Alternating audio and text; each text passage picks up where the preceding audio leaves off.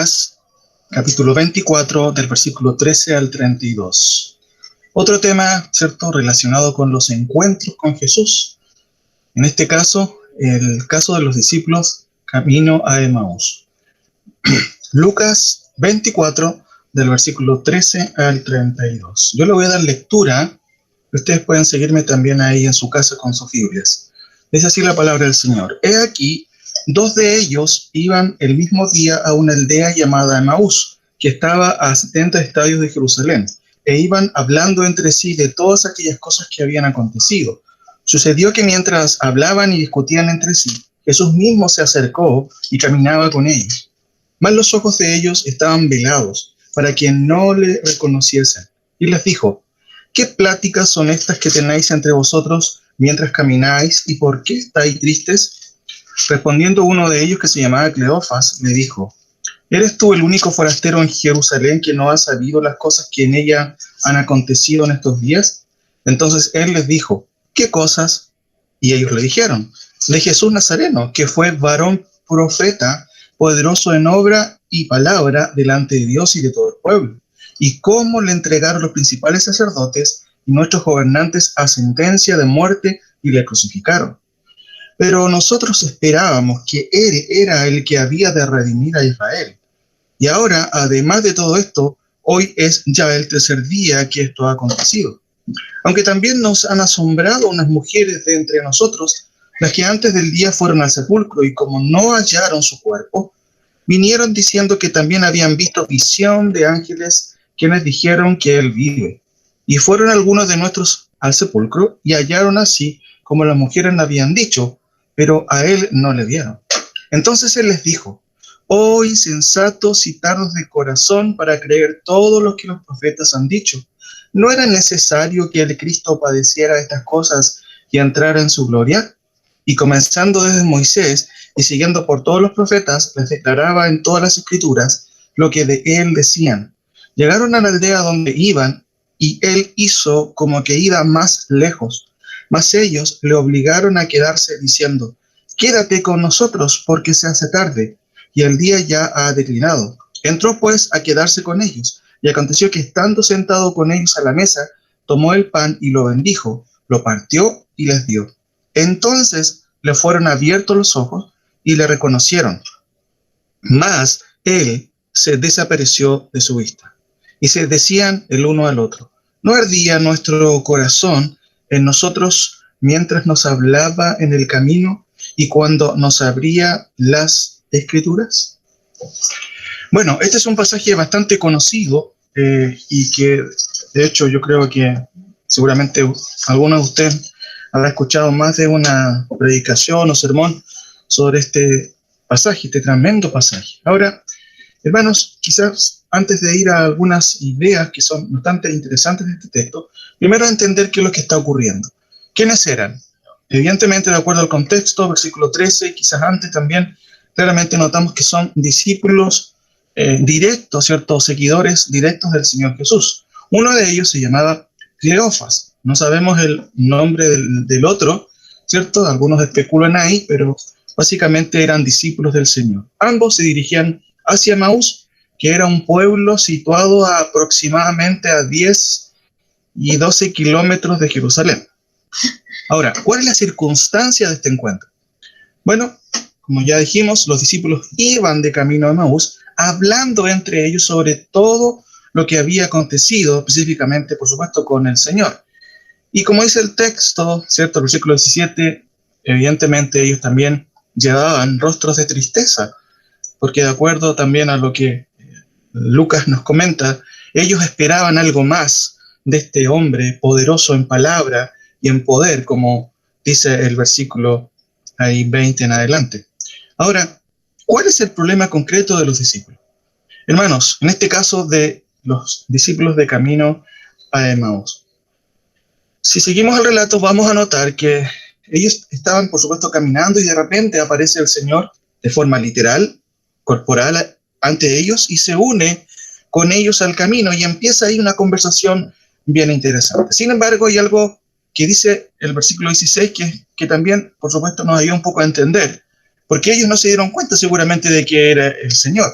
Dice el versículo 16, mas los ojos de ellos estaban velados para que no le conocieran. ¿Cierto? De algún modo el texto deja ver que ellos no se dieron cuenta porque sus ojos estaban velados. De una u otra manera estaban siendo ciegos a la presencia misma del Señor. Ahora, ¿de qué estaban hablando?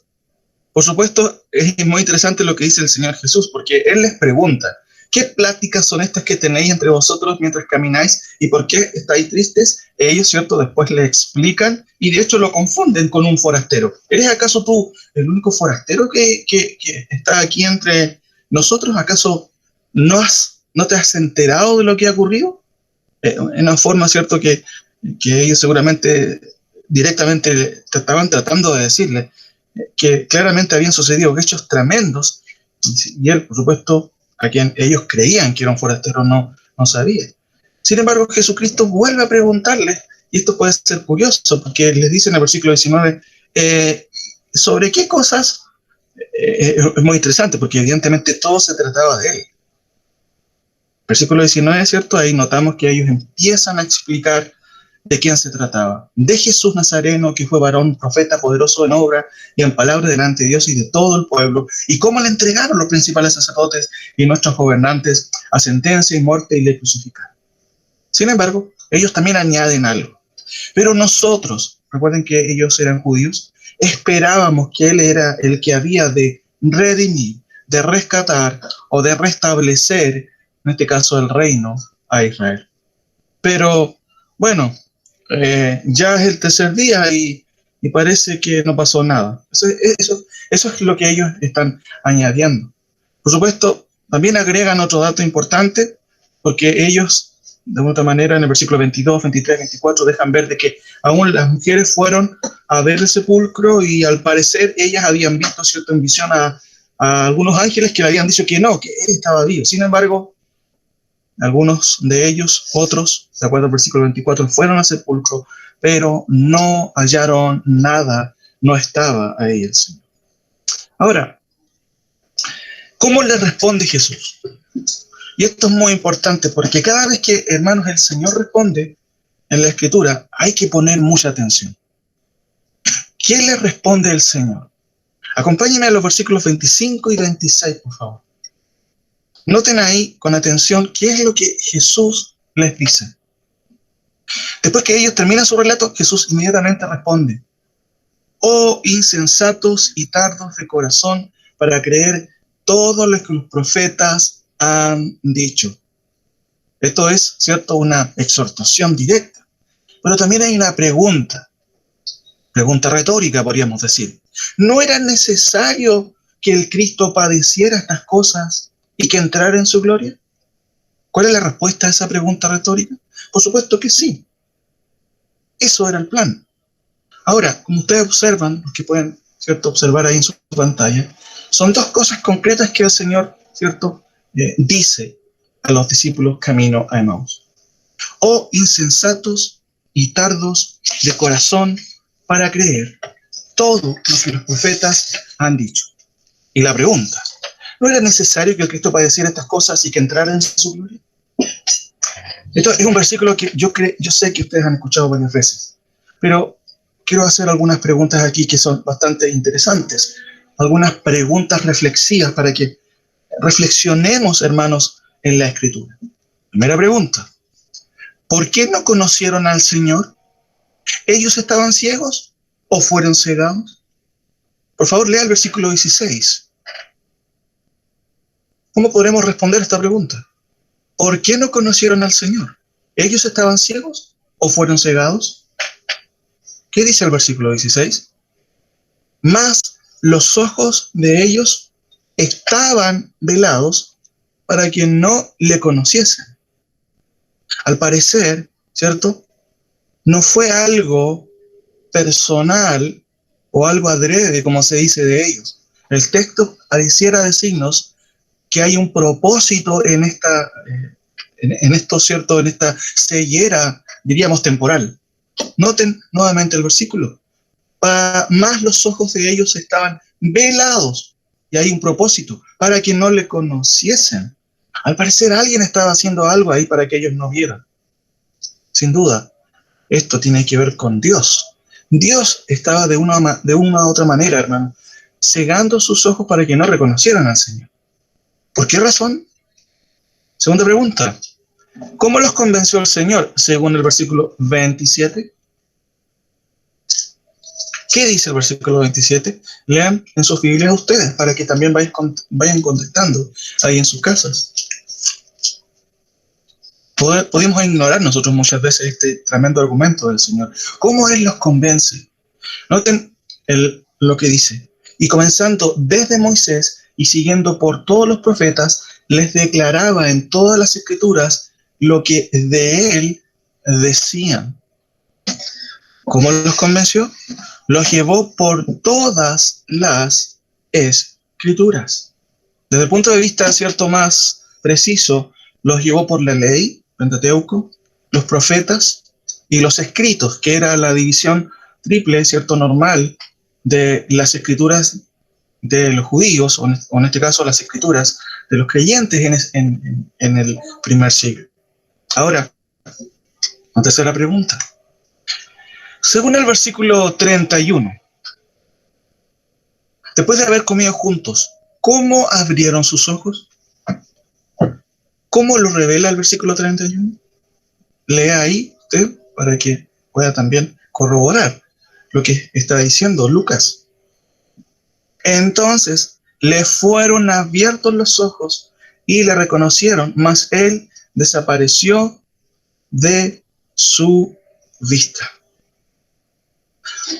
Muy interesante, porque en el versículo 16 notamos que al parecer ellos no son los que de una u otra manera, ¿cierto?, se embotan, sino que hay algo externo que los ciega para que no reconocieran al Señor. Por supuesto, hermano, esto tiene que ver con que Dios estaba cegando sus ojos. Y eso puede ser extraño. ¿Por qué Dios cegó sus ojos? Noten cómo dice el versículo 31 nuevamente. Entonces ellos abrieron sus propios ojos. ¿Dice eso el texto? ¿Cómo dice el versículo 31? Entonces les fueron abiertos los ojos. Acto seguido, ahí ellos recién, ¿cierto?, reconocieron. Mas él, el Señor, desapareció de su vista. Cuarta pregunta. ¿Cuál fue el consenso según el versículo 32 al que llegaron ambos discípulos después que Jesús desapareció? Consenso. Ellos están de acuerdo en algo. Noten el versículo 32. ¿Qué dice? ¿En qué llegaron a estar de acuerdo? Hay una pregunta. ¿Nota usted la pregunta? Ellos se preguntan el uno al otro y se decían el uno al otro.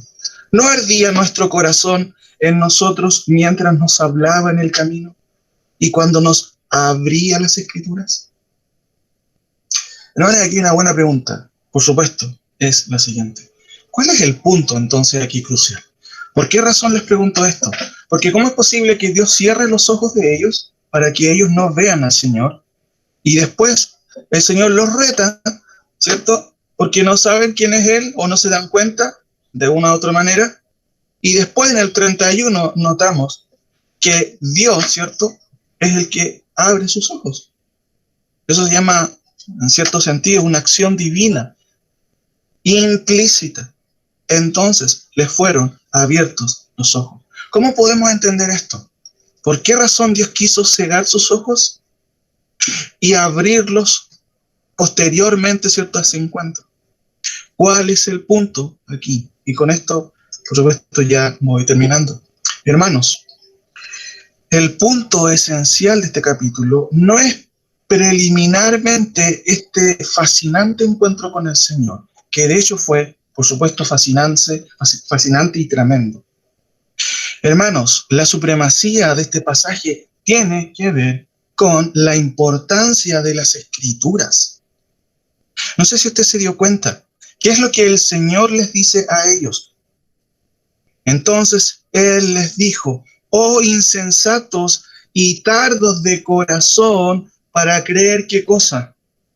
todo lo que los profetas han dicho. Y noten cómo es que el Señor mismo les abre el entendimiento. ¿Qué es lo que usa Él para que ellos logren darse cuenta? El versículo 27 dice, y comenzando desde Moisés y siguiendo por todos los profetas, les declaraba en todas las escrituras lo que decían. Noten cómo el texto mismo corrobora que son las escrituras aquí lo que quiere, ¿cierto?, subrayarse o enaltecerse. Noten cómo dice el versículo 32, y se decían el uno al otro. ¿No ardía nuestro corazón en nosotros mientras nos hablaba en el camino y cuando nos abría las escrituras? Si usted salta al versículo 44, ya en otro hecho posterior, nuevamente la escritura es lo importante. Noten el versículo 44. Y les dijo, estas son las palabras que os hablé, estando aún con vosotros, que era necesario que se cumpliese todo lo que está escrito de mí en la ley de Moisés, en los profetas y los salmos. Versículo 46. Y les dijo, así está escrito. Hermanos, ¿cuál es el punto esencial aquí? La importancia de las escrituras. Los discípulos fueron, en cierto sentido, mucho más empíricos, guiados por sus sentidos, pero no por las escrituras. Y muchas veces nosotros somos mucho más guiados, ¿cierto?, por lo que vemos, oímos y sentimos. Y eso es nuestro norte muchas veces. No, es que yo no siento esto. O todo lo contrario, es que yo siento esto. Muchas veces somos demasiado sentimentales y no escriturales, hermanos. En otro sentido, los discípulos se dejaron llevar por sus sentidos, pero no por lo que los profetas habían dicho, y se dejaron llevar por los sucesos históricos y no por el que había cambiado la historia. En el mismo acto, Dios había cambiado la historia. Ellos seguían con el relato, valga la redundancia, histórico reciente.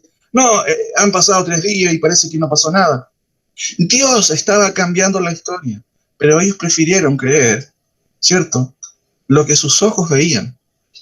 De algún modo, hermanos, los ojos de ellos fueron velados, y esto es una buena respuesta en el contexto, para que ellos pudieran reaccionar de acuerdo a la palabra del Señor y no de acuerdo a lo que estaban observando y siendo testigos.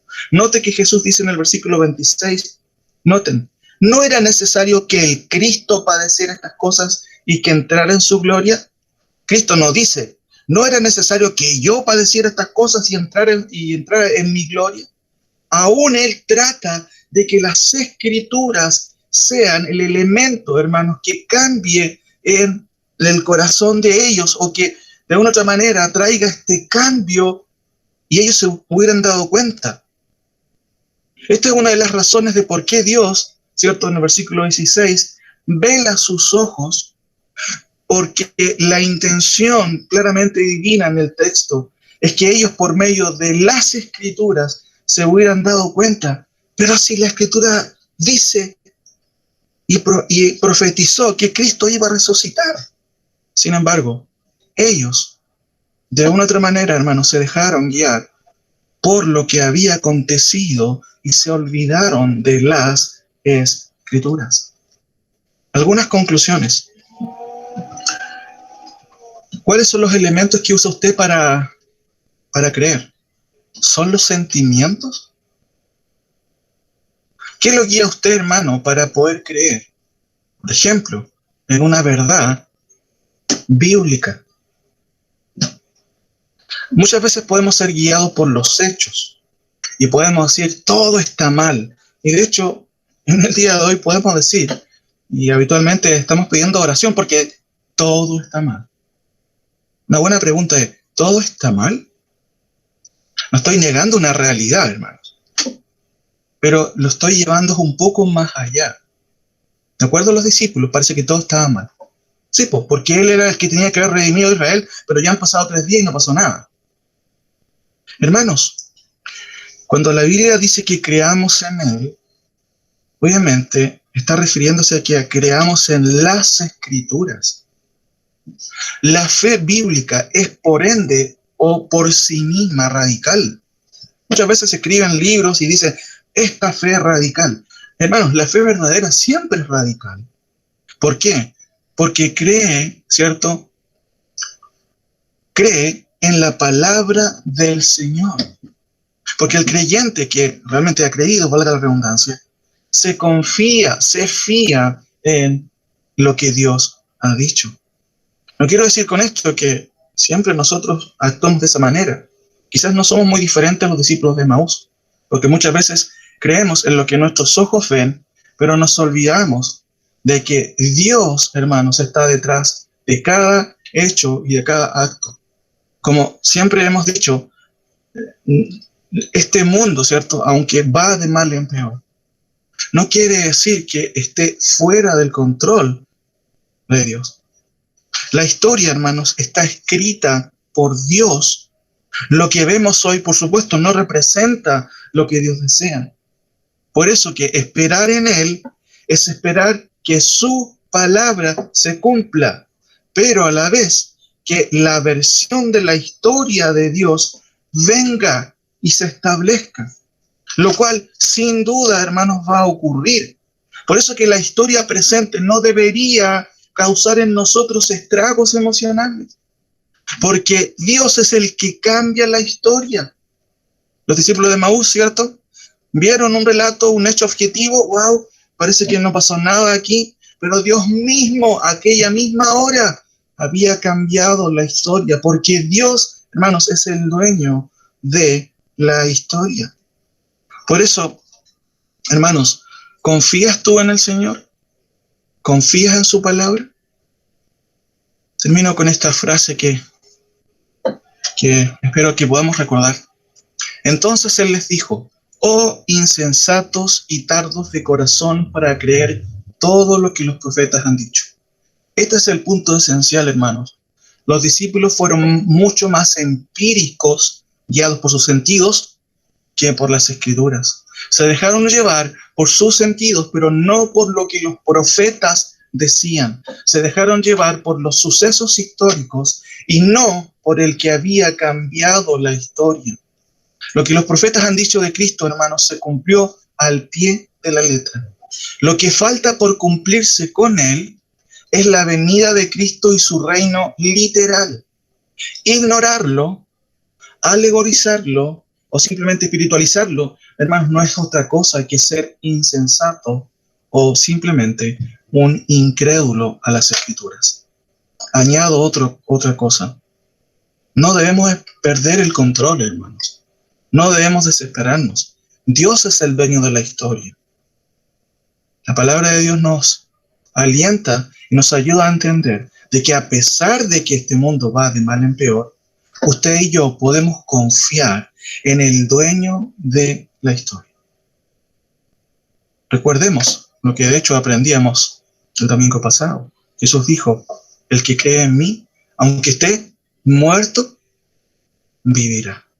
Hermanos, Dios es el dueño de la historia, pero nuestro papel es creer en su palabra. Que no nos pase como los discípulos de Emaús, que fueron guiados por sus ojos, para ellos estaba todo mal. Cristo, el que tenía que haber redimido a Israel, bueno, ya han pasado 3 días, pero nada pasó. Que no nos pase, hermanos. Muchas veces lo que es empírico, lo que es constante o diario, puede sacudir nuestros pies. Pero no nos olvidemos, Dios es el dueño de la historia.